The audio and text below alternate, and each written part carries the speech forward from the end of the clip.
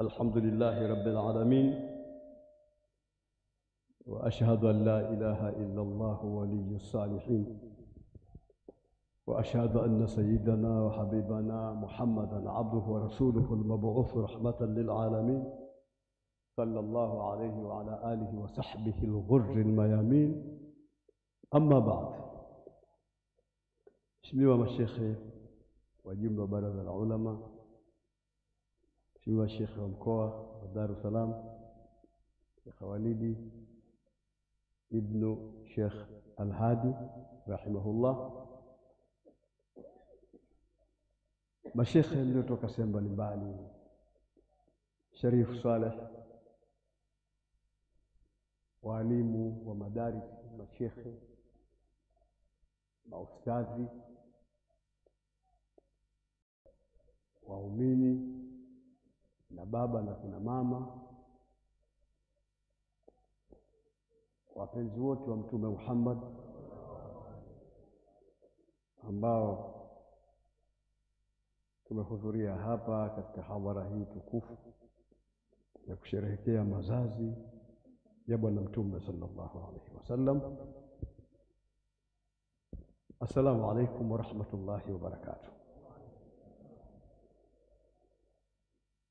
Kwanza kabisa nimpongeze Sheikh Muharram Mziwanda kwa kusimamia hadhara hii kila mwaka,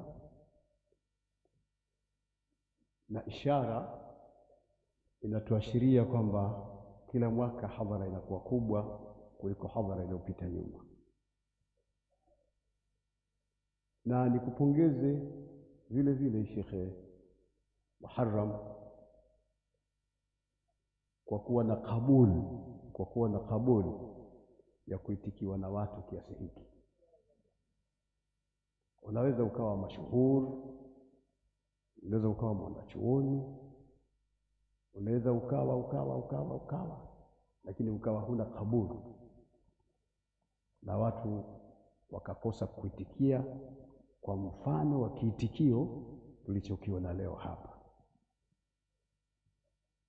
Ni ishara ya kwamba unapendeka na watu, lakini ni ishara ya kuonesha pia wewe unawatumikia watu. Sayyidun nasi khadimuhum, bwana wa watu ni yule anayewatumikia watu. Ukiwatumikia watu vizuri, basi na watu wanaona lazima wakuitikie, wanakufanya wewe ni mpenzi wao, hawakufanyi wewe ni mfalme wao. Hata Mtume sallallahu alaihi wasallam hakuutaka ufalme, alikuwa ni mtumishi wa Waislamu na binadamu wote, na mtumishi wa viumbe wote. Ndivyo alivyokuwa Mtume sallallahu alaihi wasallam. Na kwa sababu ya nafasi yake hiyo ya utumishi, alikuwa akipendwa na akinyenyekewa na kila kitu. Sio kunyenyekewa na watu tu, alikuwa anyenyekewa na mpaka na viumbe vingine. Mtume ni basharun la kal bashar. Kwa ile habari ya kwamba sifa za kiutu anazo kama walivyo watu wengine, lakini yeye ni kipande cha mwisho, la kal bashar.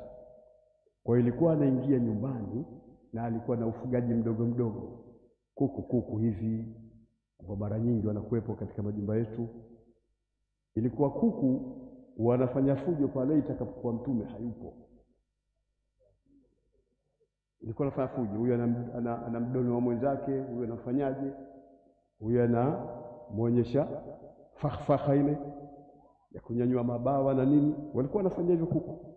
Lakini wakimwona Mtume sallallahu alaihi wasallam ametoka msikitini anaingia hivi kwenye nyumba zake, kuku wote wanakimbilia kwenye ukuta, wanakuwa kimya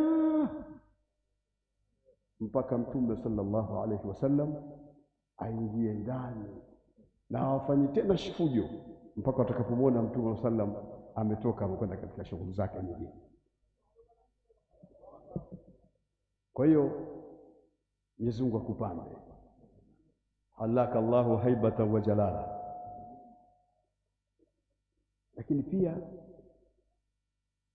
Kilichonifurahisha katika hadhara hii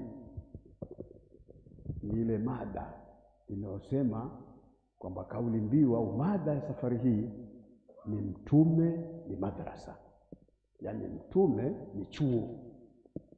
Hii mada kubwa sana ambayo hata kama tutawaruhusu watu wote kila mmoja aseme kivyake kuisemea mada hii, bado itakuwa hatuwezi kumaliza jinsi ilivyokuwa pana. Yeye mwenyewe Bwana Mtume sallallahu alaihi wasallam amefanya kazi ya taalimu. Innama bu'ithtu muallima, yani mtume hakuwa mtume tu, mtume anasarih, anaeleza waziwazi kwamba yeye nafasi yake ni ipi. Yeye nafasi yake ni mwalimu. Mtume ni mtume wa Mungu, lakini mtume ni mwalimu. Mwalimu wa kina nani? Sio mwalimu wa Waislamu, mwalimu wa ulimwengu. Mtume alikuwa ni mwalimu wa ulimwengu, kwa sababu mtume angekuwa mwalimu wa Waislamu peke yake, nafasi yake itakuwa tumeitweza. Lakini mtume sallallahu alaihi wasallam alikuwa ni mwalimu wa ulimwengu. Hivyo ndivyo alivyokuwa mtume wetu Muhammad sallallahu alaihi wasallam, na kazi yake ya ualimu kaifanya ndani ya miaka 23. Miaka 23 kazi yake mtume Muhammad sallallahu alaihi wasallam ya ualimu kaifanya ndani ya miaka 23. Na miaka hii 23 kuna miaka iliyokuwa migumu ambayo amepata nayo taabu sana katika kuwafundisha watu kumjua Mungu, upweka wa Mungu, kufahamu kama hii dunia ina mtu ina ambaye anaimiliki. Kuna ambaye anaimiliki, ambaye huyo ndio maliki nas, ilahi nas. Anafundisha jambo gumu, jambo ambalo halikuzoewa min qabl, halijapata kuzoewa jambo hilo. Analifundisha jambo jipya, anawaletea watu, ingawa hawa watu wana kumbukumbu na mambo yaliyopita huko nyuma ya mitume mbalimbali, lakini hawakutazamia kama ni mtume gani atakayekuja. Alipowajia mtume Muhammad sallallahu alaihi wasallam akafundisha katika miaka 13. Miaka 13 anafundisha, yuko Maka mtume sallallahu. Miaka 13, miaka migumu kuwafundisha watu Mungu, kwamba hakuna Mungu, hakuna Mola ambaye yeye ndio mwenye haki ya kuabudiwa. Huwezi kusema hivyo katika mji kama wa Maka uliojaa masanamu yaliyojaliwa kwa ni miungu. Kuna watu wana miungu chungu mzima ndani. Kuna Mungu wa mvua mbali, kuna Mungu wa riziki mbali, kuna Mungu ukitaka kusafiri, huyo ni Mungu anashughulika na safari tu, utafikiri wizara. Mtume sallallahu alaihi wasallam anawafundisha kwamba hivyo vyote havifai. Imemchukua nafasi ya muda mrefu sana ya miaka 13 katika mji wa Maka, anawafundisha walimwengu kumjua Mwenyezi Mungu Subhanahu wa Ta'ala. Alafu miaka 10 ya hukumu ndio ile miaka ambayo ameishi Mtume sallam akiwa Madina, al-Madinatul Munawwara. Jina lake ni Yathrib, ule mji jina lake ni Yathrib. Kwa nini umeitwa al-Madinatul Munawwara? Kwa sababu ya Mtume sallallahu alaihi wasallam kuishi pale na kuhamia pale kwa amri ya Mungu Subhanahu wa Ta'ala. Angalia miaka ya taabu ya kuwafundisha watu kumjua Mungu, imechukua miaka 13. Miaka ile ya hukumu sasa ikachukua miaka 10. 10 na 13 asbaha kama 23, miaka 23. Anafanya kazi Mtume Muhammad sallallahu alaihi wasallam, huku akiwaambia wanadamu, mimi nimekuja hali ya kuwa ni mwalimu. Mimi nimekuja hapa kama mwalimu, kuja kuwafundisha watu. Ni jitu kipindi kile ilikuwa hata huko kula iko inajilia ovyo. Ikipita jambo tata panya na kamatwa analiwa, kwa tata kinyonga akipita analiwa. Hakuna kitu chochote ambacho kimesalia. Bwana Mtume sallallahu alaihi wasallam akaja kuwafundisha ustaarabu.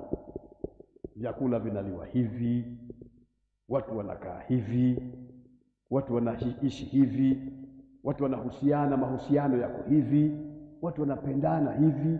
majirani wanakaa na wenzao hivi, watu wanatembeleana, watu wanafurahishana, watu wanaoneana huruma, watu wanavumiliana. Hayo anafundisha Mtume Muhammad sallallahu alaihi wasallam. Yote haya ukiyapima utayakuta ni mambo makubwa sana ambayo yamemchukua mtume wetu Muhammad sallallahu alaihi wasallam, kama nilivyosema, miaka 25. Sasa mwalimu huyu ambaye hadhara hii ya leo ya Sheikh Muharram Mziwanda na madrasa yake Madrasatul Rashidiyya, na walipozungumza ndugu yangu Jongo hapa, Sheikh Jongo amegundua mada nzuri sana ambayo nadhani hata tukifika mwaka kesho, na tunamwomba Mwenyezi Mungu atufikishe, tukihudhuria tena hadhara kama hii, mada iendelee, maana haijamalizika kwa leo. Kuna watu wana kile kitoitoi cha roho cha kutaka kuzungumza sana juu ya mada kama hii, na niwashukuru mashekhe waliotangulia tangu shekhe wa mwanzo mpaka shekhe wa pili ambaye nimemkuta hapa, lakini mpaka Shekhe Sharifu hapa, Sharifu Saleh, shekhe wangu Shekhe Jongo na shekhe wa mkoa. Kila mmoja amezungumza bila kutoka katika mada, amesimama katika mada hii ya kwamba slogan yetu ya leo ni kwamba haya maulidi tunazungumzia kwamba Mtume Muhammad sallallahu alaihi wasallam ni chuo. Tumeliwakuta watu wakati wa kula ajili ya ovyo. Mtu anakula ugali au chakula anafokoa, yaani anaingiza tu mijidole kwa chakula afu anakwenda kukomba kama chepe hivi, afu anakula. Tumemwambia hapana, vidole vitatu vitumike. Tunafundisha namna ya kula. Mtume aliwakuta watu wajui kula, wajilia tu. Mtu akila chakula kinateremka, tumemwambia kula hakumsababishi mtu mwingine aone chama. Lazima ule katika ustaarabu unaomfanya mtu mwingine moyo wake uridhike kuendelea kula.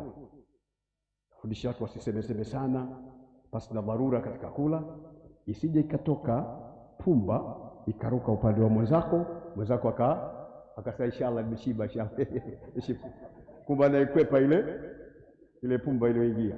Amefundisha Mtume wetu Muhammad sallallahu alaihi wasallam. Nakuta watu wako ovyo ovyo, kula hawajui, kila kitu hawajui. Tumekafundisha. Kafundisha pia wakati wa kula lazima umtaje Mungu. Sio uwe na ile haraka kutaka kwenda kula tu kwa sababu umeona chakula kizuri. Umtaje Mungu kwanza. Samillaha qabla al-akl wa kul biyaminik wa kul mimma yalik. Mtaje Mungu kabla ya kula. Mtaje Mungu kabla ya kula. Kisha katika kula ule kwa mkono wako wa kulia, ile mijitu ilikuwa nakula, pengine mtu anakula kwa mkono wa kushoto, mwingine anakula dabo, anakula kulia, anakula kushoto, anakula kulia kushoto, kama mashindano. Aswala wa kul biyaminik, kula kwa mkono wa kulia, wa kul mimma yalik, na kula ile sehemu inayokuelekea wewe. Hata kama mwenzako nyama nzuri ndio ziko kule kwake, imetokea bahati nzuri iko kule, wewe usijifanye kama mtu wa Kimungu, inshallah ngoja kusaidia inshallah.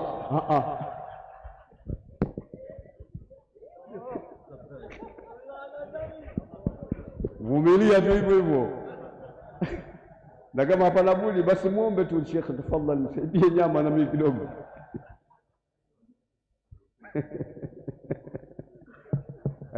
Huyu ndio Mtume, innama bu'ithtu muallima. Mtume amebothiwa kama mwalimu, hakuja tu hivi hivi. Mtume amekuja kama mwalimu.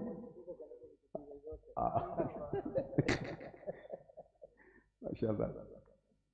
Mtume sallallahu alaihi wasallam amefundisha mpaka namna kutembea, yaani hajaacha kitu mpaka kitu kidogo Mtume amefundisha.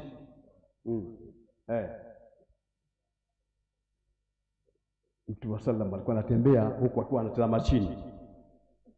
Tunatembea huku anasema huku anafika kama jizi. Mtume alikuwa anatembea namna hiyo. Mtume anatembea huku anaangalia chini. Alikuwa anatembea Mtume sallallahu alaihi wasallam. Na alikuwa hageuki namna kigeuka, anageuka mwili mzima.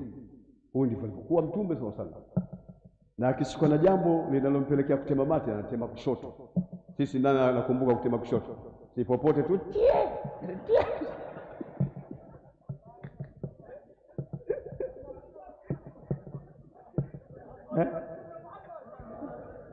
Ameenea kila mahala Mtume sallam katika ufundishaji wake. Katufundisha kila jambo, katufundisha kila kitu, hata kutembea. Kaannama yanhattu min sababin irtaqa. Hata Jaafar Hasan al-Barzanji anazungumza kana kwamba Mtume sallallahu alaihi wasallam anashuka katika kikuku alichokuwa amekipanda, anakupikia mbele hivi Rasulullah akitembea. Lakini vijana wetu wakishakwenda kule Ulaya au kwenda UK au kwenda Marekani, akirudi jalla jalalu wanatembea, afanye hivi, ufanye hivi. Jamani, anatakiwa aigwe Mtume, wasigwe watu. Aigwe Mtume peke yake mpaka kutembea kwake. Tumuige kila kitu tunachokiweza kumuiga mpaka kutembea. Mtume sallam alikuwa anatembeaje?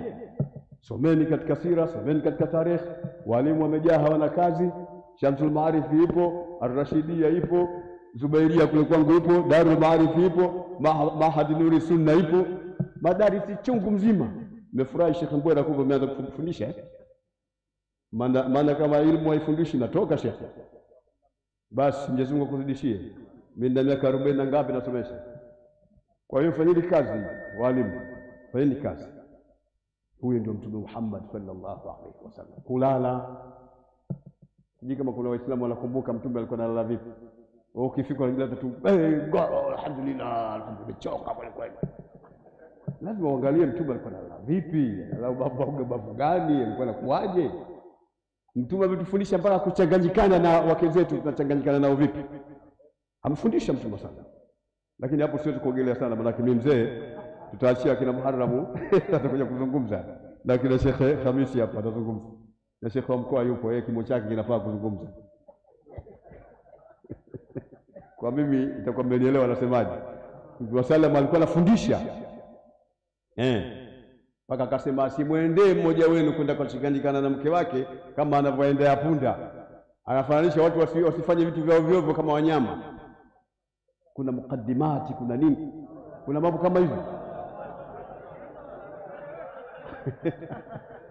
Nimeeleweka sana Mashaallah. Sallu ala habibikum. Sallu ala Muhammad.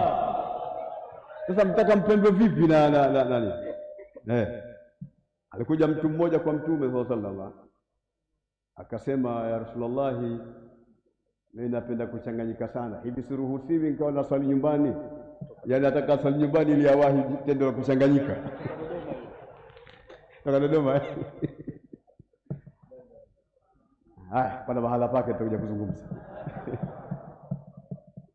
Sasa ndio Mtume ametufundisha mambo mengi. Mtume wetu Muhammad sallallahu alaihi wasallam fundisha mambo mengi. Hakuna alicholiacha.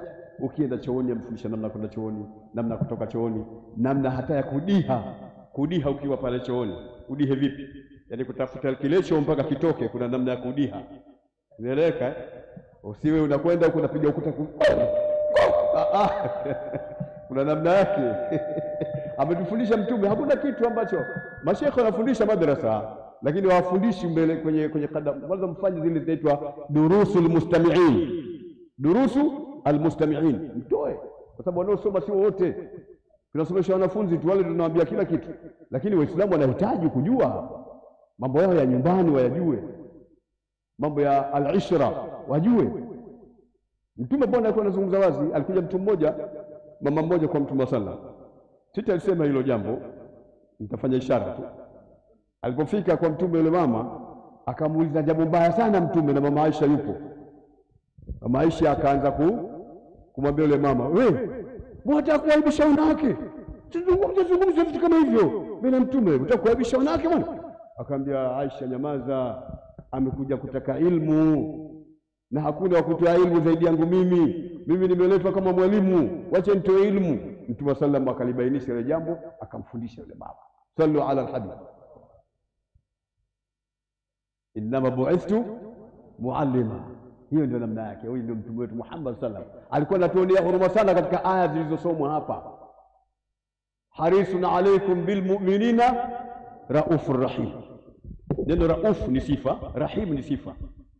Afu sifa hizi mbili pia zimekuja katika kueleza sifa yake Mungu. Akasema inna Allaha binnas la raufur rahim. Afu kwa mtume akasema bilmu'minina raufur rahim. Alikuwa mpole mtume, afu mwingi wa huruma, anatuonea huruma katika kila jambo, tustaabike. Ndio maana alikuwa anafanya kazi kubwa sana kutufundisha, mpaka kupika, mpaka vyakula. Atufundisha namna ya kusafiri, namna ya kuishi na wasiokuwa Waislamu. Watu wengine ametufundisha mtume wetu Muhammad sallallahu alaihi wasallam, namna ya kusoma elimu mbalimbali tuzisome, zenye maslaha ya akhira na zenye maslaha ya dunia. Ametuambia, ametufundisha mtume wetu Muhammad sallallahu alaihi wasallam. Amekuwa namna hiyo, na alikuwa Mwenyezi Mungu Subhanahu wa Ta'ala kuwaonesha maswahaba kwamba huyu ni mwalimu na huyu amekuja kwa kazi hiyo. Siku nyingine alikuwa anamteremsha Jibril alayhi salam, anakuja katika sura ya kimtu, sio ile ya kimalaika, kwa sababu hakuna ambaye anaweza kuvumilia kumuona malaika katika sura yake, katika picha yake. Hata mtume mwenyewe kamaona mara mbili tu katika maisha yake yote. Alikuwa anakuja katika sura ya sahaba mmoja kwa Dihiyatul Kalbi, anakuja kwa sura nzuri huyu sahaba. Jibril alikuwa anashuka namna hiyo, kisha anamuuliza maswali mbele ya maswahaba ili yajibiwe. Yakijibiwa inakuwa tayari mafunzo kwa nani? Kwa sahaba ridwanullahi ta'ala alayhim ajma'in. Hata siku moja akamuuliza Jibril, anamuuliza mtume sallallahu alaihi wasallam, Muhammad, kuna umbali gani kuanzia hapa tulipo mpaka akhera? Kuna umbali gani? Kuna sahaba atakuwa anajua umbali ulioko baina hapa mpaka akhera au sisi? Mtume sallallahu alaihi wasallam akisema lamhatun bilbasar, umbali wa hapa duniani mpaka akhera kama kukwinya kwa jicho, kama kupepesa jicho hivi, ndio umbali wenyewe, kama kupepesa jicho hivi, kwa maana kwamba ni karibu sana kuliko kitu kingine unachokifikiria pale kwenye kamera mbali. Akasema kama kukwinya au kama kupepesa jicho. Ndio sharifu, kukwinya utakuwa huelewi, ndio Kiswahili chetu shekhi. Wallahi billahi ndio Kiswahili tulivyonavyo.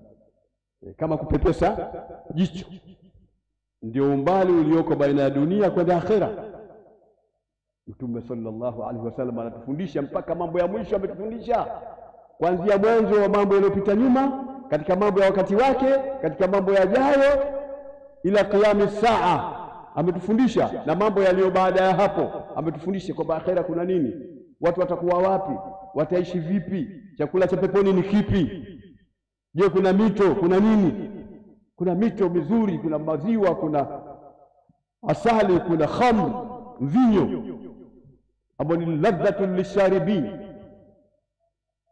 la yusaddauna anha wala yunzifun. Yani tembo la kule haliumishi kichwa.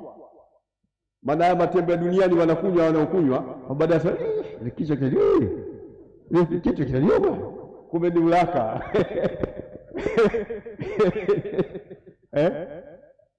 Kumbe ni pombe ya mua, pombe ya ulaka, pombe ya mnazi. Nasikia bwana, inamuumisha kichwa, anapiga kile kichwa kinaniuma hicho, leo nimeumka vibaya, jana tulipiga. Lakini la kule lina ladha, haliumishi kichwa wala haliondoi akili, akili inabaki pale pale. Lakini hapa duniani ukinywa ladha, hata mtu unayemheshimu, na wewe utanifanya nini? Wewe utanifanya nini? Mimi naweza kuwa baba yako, anamuudhi hata rafiki yake, mimi nitakupiga. Mwapiga wangapi? Alikuwa mtu mjeuri, kibri, hata nguvu yenyewe hana, lakini anafanya fujo, ndio namna yake. Lakini la huko limesifiwa, wakinywa watu la yusaddauna anha wala yuzifun. Hayo yote tunayajua. Muislamu, shekhe, mwalimu, ustadhi anayajua maisha yake yote kutokana na mafunzo ya mtume na nini atakwenda kuishi akhera. Kuna maisha yakoje, watu wa kulia wakoje, watu wa kushoto wakoje. Hayo ni mafunzo makubwa sana ambayo tumefundishwa na mtume wetu Muhammad sallallahu alaihi wasallam. Kuna hayatun barzakhiyya, kuna maisha ya kibarzakh. kati ya hii dunia na akhera. Hapa katikati ukiwa kaburini wanaitwa hayatun barzakhia, yani ni uhai uko katika eneo la kizuizi, uko pale unangojea kubothiwa tu pale, maisha yake yakoje.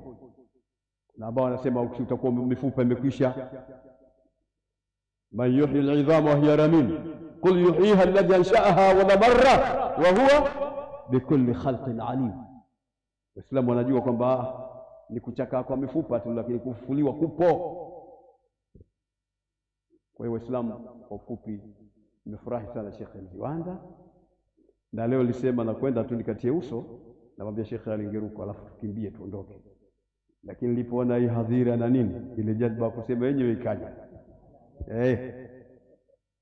Kwa hiyo namshukuru sana Sheikh Mziwanda, amefanya jambo zuri na zuri. Kwanza ni kuwaita wenzake mashekhe, na bahati nzuri wamemuitikia sana, wote wamekuja. Na lao ingekuwa usiku unakaa kwa muda mrefu, labda ni usiku 3 kwa siku moja, labda mashekhe wangepata nafasi ya kusema sema. Na hata tukiwapa hawa mwaka mzima bado tutamuelezea mtume katika hali yake kwamba ni mwalimu na mtume ni chuo, na kila mmoja asingeweza kumaliza anachoweza kukizungumza. Hata mimi nimezungumza kwa ishara ili watu wafahamu kwamba mtume wetu Muhammad ni nani. Kwa hiyo tumtetee mtume Muhammad sallallahu alaihi wasallam. Mtume alikuwa na watetezi maalum. Kuna Abdullah ibn Rawaha, kuna Hassan ibn Thabit ameishi miaka 120, al-Khazraji, huyu al-Khazraji Hassan ibn Thabit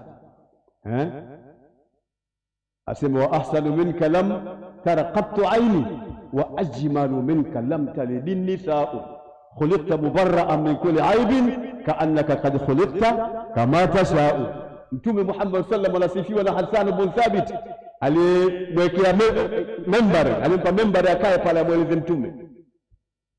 Atasemaje mtu mwingine kwamba haifai kumsifu mtume? Kwani sisi tunajua kumsifu? Wako wenyewe mabingwa kina Hassan ibn Thabit, miaka 60 akiwa katika jahiliya, miaka 60 akiwa katika Uislamu, ameishi miaka 120. Ndio anasema wa ahsanu minka lam tara qattu aini wa ajmalu minka lam talid an-nisa'u khuliqta mubarra'an min kulli aibin ka'annaka qad khuliqta kama tasha'u. Mama Aisha radhiallahu ta'ala anha siku moja aliambiwa, hebu tusifie mtume Muhammad sallam, kwa sababu wewe ni mumeo, yukoje mtume? Sema kama alivyosema mshairi wake nani, Hassan ibn Thabit, wa ahsanu minka lam tara qattu aini wa ajmalu minka lam talid an-nisa'u. Kwanza kama unajua lugha ya Kiarabu una haja ya kupinga kumsifu mtume kwa maneno haya? Unaweza kumpinga mtume kwa maneno haya? Wa ahsanu minka lam tara qattu aini, neno hili lam tara qattu aini. Sheikh Samiri siku nyingine wachambulini hawa kina Yusuf Kidago, waambieni ni tafsiri Sheikh Walidi. Lam tara qattu aini, hakusema ma tara qattu aini, lam tara qattu aini. Wa ajmalu minka lam talid an-nisa'u. Na kwa nini katanguza ahsan? Wa ahsan minka lam tara qattu aini, hiki na ni cha mwisho, wa ajmalu minka lam talid an-nisa'u. Hajawahi kutokea hata siku moja wanawake, na haitotokea kumzaa mtu aliyemzuri, aliyembora, mwenye sifa zilizokamilika kama mtume wetu Muhammad sallallahu alayhi wasallam. Huyo ndio mtume Muhammad sallallahu alayhi wasallam. Wamemuona maswahaba wakamsifu. Hatujamueleza Abdullah ibn Rawaha, kwanza hata babu yake Abdul Muttalib amemsifu sana, ami yake Abu Talib amemsifu sana, maswahaba chungu mzima wamemsifu mtume Muhammad sallallahu alayhi wasallam, na mbele zake na mtume hakukataa. Na jambo likifanywa mbele ya mtume ikawa mtume hakuweza kulielezea, amenyamaza kimya, hilo jambo limepita takriban, ametuzwa, ni kutuza huko, yani jambo limepita moja kwa moja. Hata hapa mtoto akija akikojoa afu kumwangalia, maana yake kila siku aje akojoe, hana neno. Lakini ukimwambia wewe, maana yake unakataza ile jambo ni baya, na mtume ameletwa bashiran. Sasa hawezi kuliachia jambo baya lifanywe alafu atazama tu hivi. Yeye hakuja kwa kazi hiyo, amekuja kuwabashiria watu mambo mazuri na kuwaonya, ndio kazi yake. Alafu lifanye jambo baya la kusifiwa wewe, alafu awatazame tu, atazame tu kwamba haina neno. nani atakayelikataza kama sio yeye? Yeye ndiye mtume wetu Muhammad sallallahu alaihi wasallam. Na kufanywa maulidi kwa wingi ndani ya dunia maana yake ni hoja ya kwamba imethibiti. Ndani ya Maka inasomwa sana, ndani ya Madina inasomwa sana kabisa. Mimi nimehudhuria. Sizungumzi maneno ya kibaba baba, nazungumza vitu ambavyo mimi mwenyewe nimeshughulikia, mimi mwenyewe nimehudhuria. Inawezekana wenzangu nyinyi msipate nafasi ya kuhudhuria, lakini kwa nafasi yangu mimi napata sana nafasi ya kuhudhuria. Na wewe? Naam. Leo raha jamani, tuna raha watu katika maulidi ya Sheikh Muharram Mziwanda, raha kabisa. Watu wasoma maulidi. Mara moja Maka nilihudhuria maulidi pale.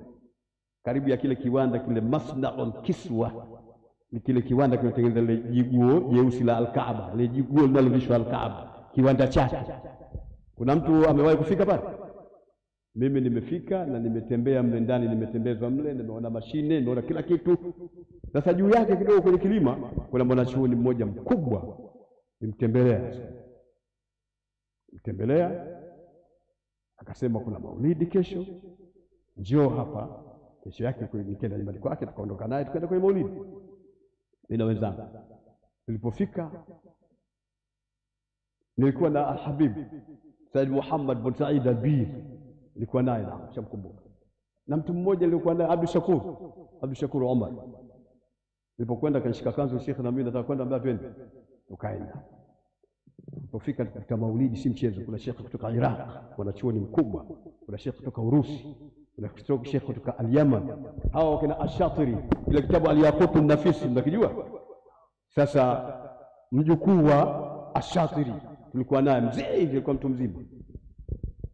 Na mimi nakumbuka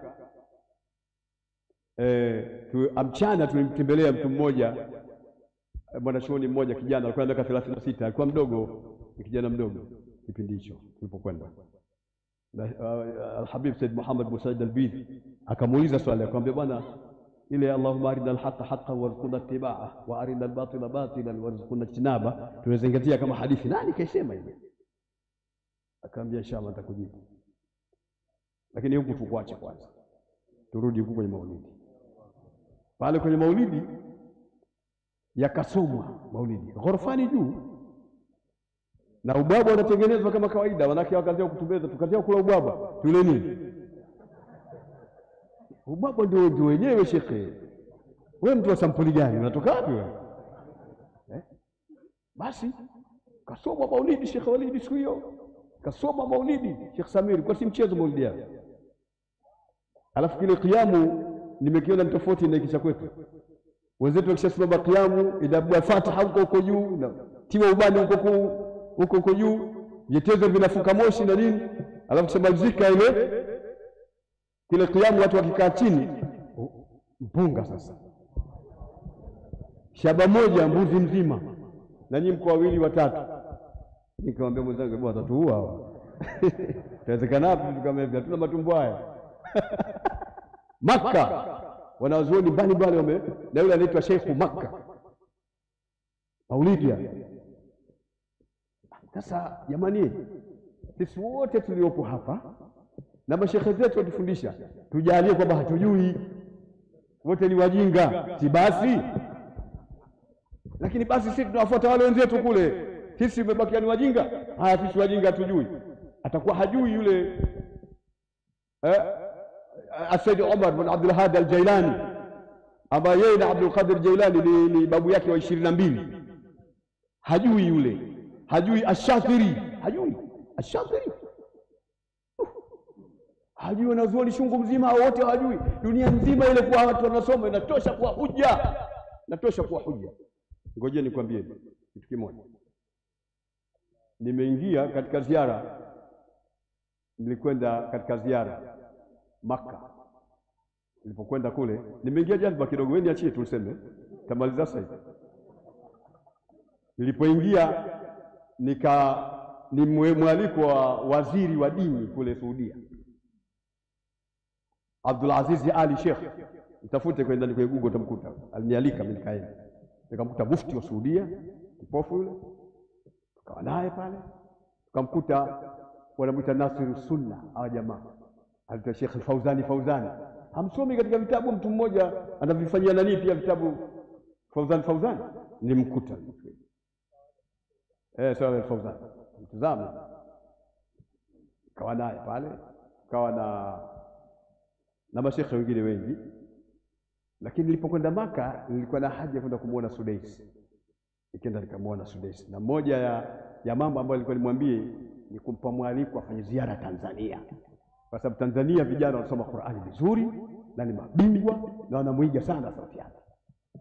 Tukakubaliana naye, lakini akasema isiwe ndani ya mwezi wa Ramadhani, iwe kabla Ramadhani au baada ya mwezi wa Ramadhani. Bahati mbaya ikaingia corona. Sasa nilipokuwa kwake akaniuliza, bwana umetoka Madina? Nikamwambia nimetoka Riyadh moja kwa moja mpaka hapa Maka. Mashaallah. Utakwenda Madina? Baadaye na mpango kwenda Madina. Na kama kuna namna gani mimi nitagharimia safari yako. Nitagharimia. Kama ukigharimia itakuwa vizuri sasa. Wewe imamu wa dunia, ukigharimia itakuwa vizuri. Basi mimi nitagharimia. Kitonga. Huyo Shejongo kazi yake kumtania ndio niko nayo.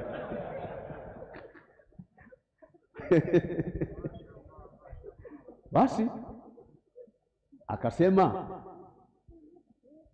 bwana nenda bwana wewe Madina, afu kirudi tunapandia Maka, utakuja tuonana tena hapa. Nikamwambia sawa. Mtume asija akasema Sheikh Abubakar mufti wa Tanzania kaja afu hakuja kunizuru. Akatoa ubeti wa kutoka katika Burda. Mimi nikamalizia kipande kilichobakia, tukashikana tukakumbatiana. Huyo ni Sudais. Kile kipande cha Burda kinamsifu Mtume sallallahu alaihi wasallam. Kinamsifu Mtume. Wanataka kusema nini bwana? Sasa kuna imamu kama Sudais bwana. Sitakueleza vitu live na picha ipo. Tizama hata katika nini? Tizameni katika internet. Utaona ile safari na utaniona ananipa zawadi ya vitabu. Kanipa vitabu vingi sana na akaenda dukani kununua juba, yale majuba Kisuudia ya ghali, akaja sana kupa zawadi hii. Tumeelewana vizuri mpaka hapo Tusifanye mchezo na Mtume Muhammad sallallahu alaihi wasallam. Mtume Muhammad ameshawafilisi watu wengi wana njaa sasa hivi. Watu wengi wana njaa. Mtume Muhammad amewatia maradhi watu wengi kwa sababu ya kumdharau Mtume Muhammad sallallahu alaihi wasallam. Lakini sisi ni genge la watu tunaompenda Mtume, na leo tulikuwa tunazungumzia nafasi ya Mtume kama mwalimu. Inama bu'ithtu muallima. Tujue Waislamu wote kwamba Mtume wetu ni mwalimu, amekuja kwa kazi ya ualimu na elimu yake ni yenye kuendelea ila qiyam saa. Ametufundisha kila kitu, hakuacha jambo la kutufundisha. Insha Allah taala namuomba Mwenyezi Mungu ajalie tawfik, atupe mahaba ya kumpenda Mtume, atupe mahaba ya kumfuata Mtume kwa ukamilifu, atupe mahaba ya kuwa naye Mtume bega kwa bega, na tufishe Mwenyezi Mungu hali ya kuwa tuna mapenzi na Mtume, na atufufue hali ya kuwa tuna mapenzi na Mtume, na atuingize katika genge la watu wenye kumpenda Mtume. Yauma la yanfa'u malun wala banun illa man ata Allah biqalbin salim. Wassalamu alaykum wa rahmatullahi wa barakatuh.